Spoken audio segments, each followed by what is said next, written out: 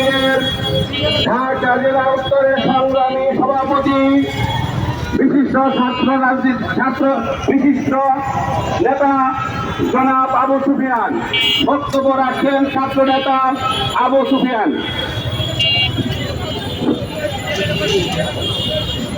আউযু বিল্লাহি মিনাশ শাইতানির রাজিম। বিসমিল্লাহির রহমানির রহিম।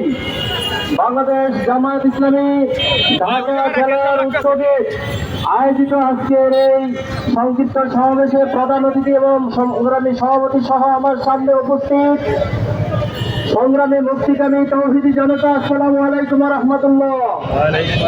সংগ্রামী উপস্থিতি এবং দেশবাসী, আপনারা জানেন সেই জুলাই আন্দোলনে শহীদ এবং আহত গাজী ভাইদের রক্তের উপর দাঁড়িয়ে ইন্টারিম গভর্নমেন্ট দাঁড়িয়ে আছে, কিন্তু আমরা লক্ষ্য করছি যে তারা আজও জুলাই সনদ সাংবিধানিক স্বীকৃতি দিতে তালবাহানা করছে।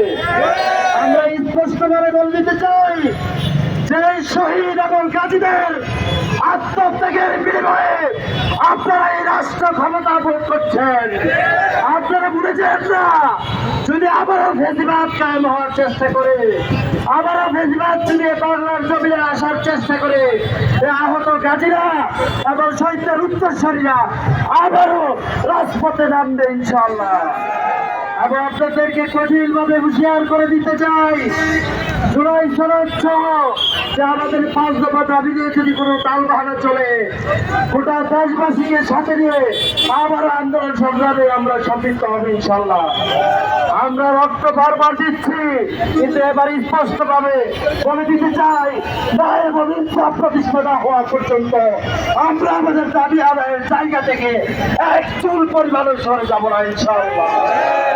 দাবি আদায় করেই ছাড়বো ইনশাআল্লাহ। শহীদের স্পিড লালন করে আমরা আবারও এই জমিনে ন্যায় এবং ইনসাফ প্রতিষ্ঠার সংগ্রামে একত্রিত হবো ইনশাআল্লাহ। সেই প্রত্যাশা রেখে আমার কথা এখানে শেষ করছি। আসসালামু আলাইকুম ওয়া রাহমাতুল্লাহ। সংগ্রামী ঢাকাবাসী,